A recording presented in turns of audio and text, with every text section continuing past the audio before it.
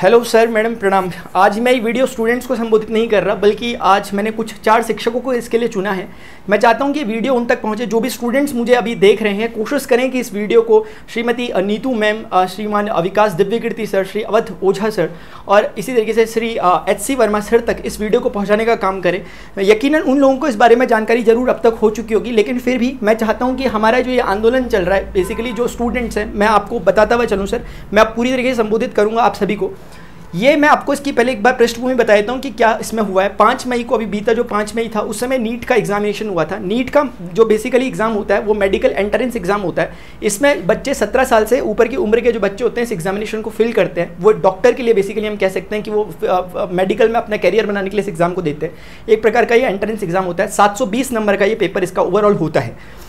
अब इसमें जैसे 180 नंबर की इसमें फिजिक्स होती है, इसके अलावा 180 नंबर की केमिस्ट्री और 180 नंबर की बायोलॉजी, और हम कह सकते हैं 180 नंबर का इसमें जियोलॉजी होता है। इस तरीके से 720 नंबर में ये डिवाइडेड है। इसमें कुछ प्रकार की जो विसंगतियाँ, कुछ जो डिस्क्रिपेंसीज जो पाई गई हैं, वो मैं आपके साथ डिस्कस करना चाह रहा हूँ।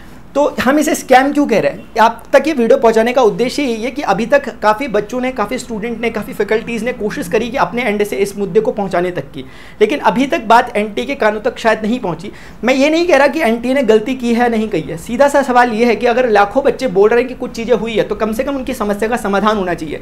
कम से कम NTA को आगे बढ़ करके कुछ बताना चाहिए। उनके जो लिखे गए कुछ 4-5 बिंदु है, उनके बारे में अपना एक स्पष्टीकरण देना चाहिए, लेकिन ऐसा स्पष्टीकरण आ नहीं रहा। और क्योंकि समय बीतने के साथ साथ धीरे धीरे ये चीज़ें ठंडे बस्ते में चले जाएंगी, इसलिए मैं चाहता हूं उससे पहले आप लोगों तक ये वीडियो पहुंचे। चूंकि आप लोग अभी तक डिजिटल मीडिया के माध्यम से आप लोगों ने अभी तक छात्रों और छात्राओं का उत्साहवर्धन किया है और उनको एक नई ऊंचाइयों पर पहुंचाया है उनके अलग अलग क्षेत्रों में। तो मैं समझता हूं कि इस आंदोलन में, इसको एक डिजिटल आंदोलन में अगर आप लोग इसका नेतृत्व करें और आप लोग अगर अपनी बातों को पहुंचाएं आगे तक, और हम आपके साथ साथ अगर चलते रहें आपके पीछे पीछे, तो निश्चित ही हम लोगों को इसमें सफलता मिलेगी।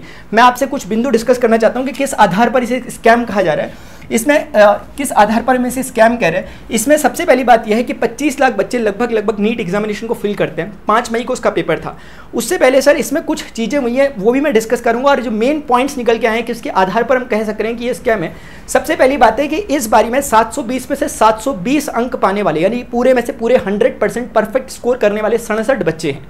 67 बच्चे टोटल ऐसे निकले हैं, 67 या 69 बच्चे ऐसे निकले हैं टोटल 25 लाख में से, जिनका फुल स्कोर है 720 आउट ऑफ 720, जो कि बहुत अच्छी बात है ऐसा अगर है तो।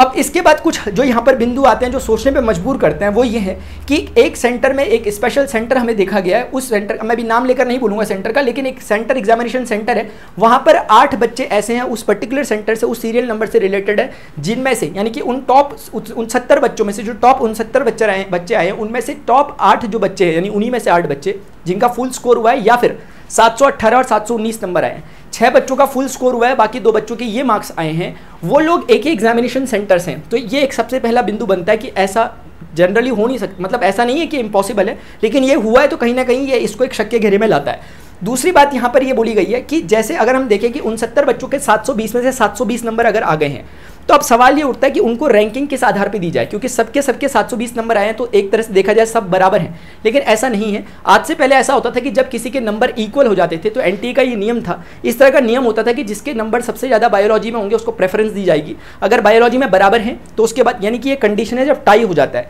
और इसके बाद अगर बायोलॉजी में बराबर है तो केमिस्ट्री, और केमिस्ट्री में भी अगर बराबर है तो फिजिक्स के आधार पर प्रेफरेंस दी जाती थी, और अगर इन तीनों में बराबर है तो फिर एज फैक्टर को ध्यान में रखा जाता था।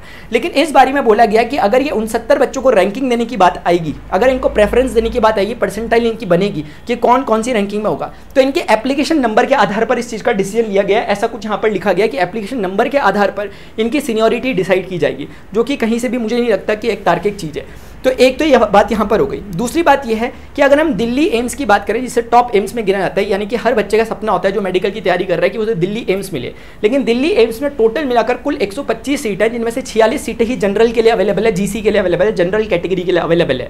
तो ऐसी स्थिति में अगर यहाँ पर सीरियल नंबर को आगे पीछे करा जाए और इस आधार पर किया जाए एप्लीकेशन के, जो कि किसी भी तरीके से तार्किक नहीं है एप्लीकेशन नंबर के आधार पर, तो काफ़ी बच्चे ऐसे होंगे जो 720 में 720 नंबर लाने के बावजूद भी वो दिल्ली एम्स तक नहीं पहुंच पाएंगे, क्योंकि सीधे सीधे अगर हम समझें, अगर हम समझ लें कि सारे बच्चे एक बारी के लिए जनरल से हैं, तो 46 के बाद के जितने बच्चे होंगे उनको दिल्ली एम्स नहीं मिल पाएगा, ये मैं कहना चाह रहा हूं। तो इससे बच्चों में एक प्रकार का संशय का माहौल बनेगा, क्योंकि जो बच्चा भी तैयारी कर रहा है वो मैक्सिमम कितना सोच सकता है, 720 में 720 लाने के लिए सोच सकता है, और यहाँ पर 720 नंबर लाने के बावजूद भी उसको दिल्ली एम्स यानी कि उसका ड्रीम कॉलेज अगर नहीं मिल पा रहा, तो किसी भी आधार पर वो बच्चे को मोटिवेट नहीं करेगा बल्कि डीमोटिवेट करेगा। एक बात ये है। उसके बाद एप्लीकेशन नंबर की बात मैंने आपसे डिस्कस कर दी। एक ये जो बात मुझे बहुत महत्वपूर्ण लगी है, 5वें नंबर का पॉइंट ये है कि बीच में एनटी का, जब एनटी के द्वारा फॉर्म भरवाया जाता है, लगभग 1 महीने का टाइम पीरियड होता है जिसमें बच्चे अपना फॉर्म भरते हैं, फॉर्म फिलिंग करते हैं, एक लंबा प्रोसेस होता है, डॉक्यूमेंट अपडेट करने पड़ते हैं, बहुत कुछ चीज़ें उसमें होती हैं। लेकिन उसके बाद एक नाटकीय रूप से 10 तारीख को यानी कि 9-10 अप्रैल के बीच में अचानक से एक दिन के लिए एप्लीकेशन विंडो को ओपन किया गया और बोला गया कि आप लोग फिर से फॉर्म, मतलब जिसने फॉर्म नहीं भरा अभी तक वो भर सकता है, यानी एक दिन का समय दिया गया। ये अपने आप एक बड़ी ही अजीब चीज़ लगी मुझे, क्योंकि लगभग 1 महीने का समय देने के बाद, करेक्शन विंडो ओपन हो जाने और क्लोज हो जाने के बाद फिर से एप्लीकेशन विंडो को खोला गया, एक दिन के लिए खोला गया। इसको खोलने के पीछे क्या प्रमुख कारण रहा हो सकता है, ये भी मैं समझता हूँ कि एनटीए को इसका स्पष्टीकरण देना चाहिए। उसके बाद अगली बात आती है, पेपर लीक की न्यूज़ भी काफ़ी चली थी। इसके मेरे पास अभी एविडेंस नहीं है, लेकिन मैंने जो अलग स्रोतों से प्राप्त किया है वो स्रोत प्रमाणिक नहीं है, इसलिए मैं उनको आपके सामने नहीं रख रहा। लेकिन कई टेलीग्राम के द्वारा और कई अलग अलग जगहों के द्वारा मुझे ऑडियो रिकॉर्डिंग्स मिली है, और कई बार उस समय पेपर्स भी सर्कुलेट हुए थे एग्जामिनेशन से पहले, यानी 4 मई के दिन। तो ये कहीं ना कहीं ये बात भी कटघरे में लाती है बात को कि पेपर लीक हुआ था या नहीं हुआ था, ये भी एक जांच का विषय होना चाहिए। उसके बाद जो सबसे महत्वपूर्ण बिंदु था, जिसमें पहले दिन बहुत ज़्यादा बवाल हो गया था, वो था कि 718 और 719 नंबर कैसे किसी के आ सकते हैं।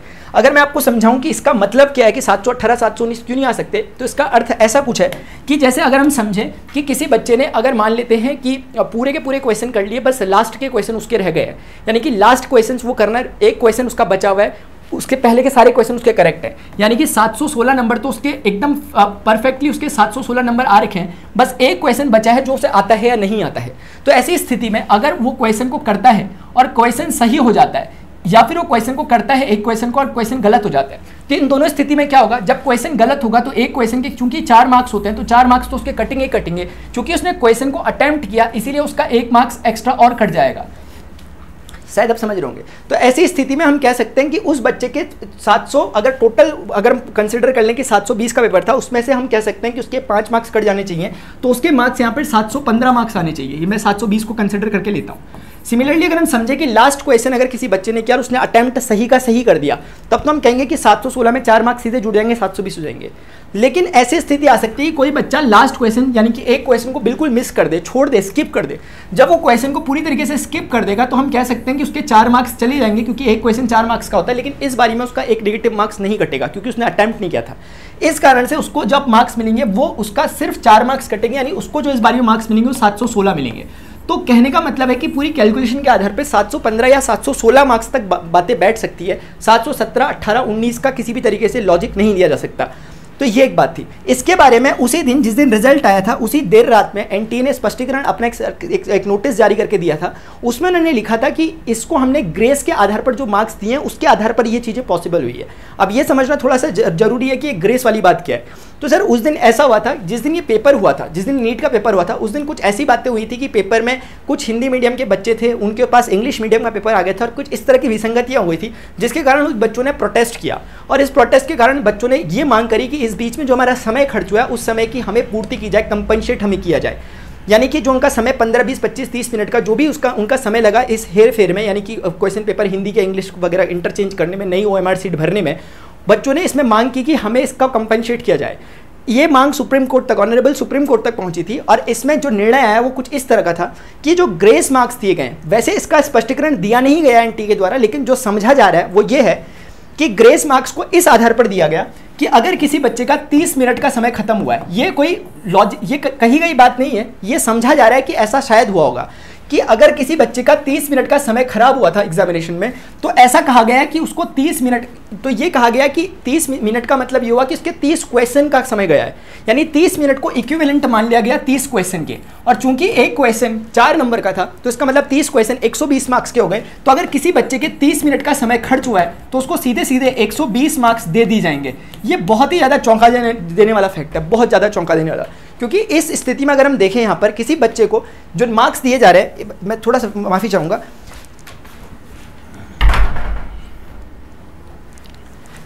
अगर हम इस स्थिति में यहाँ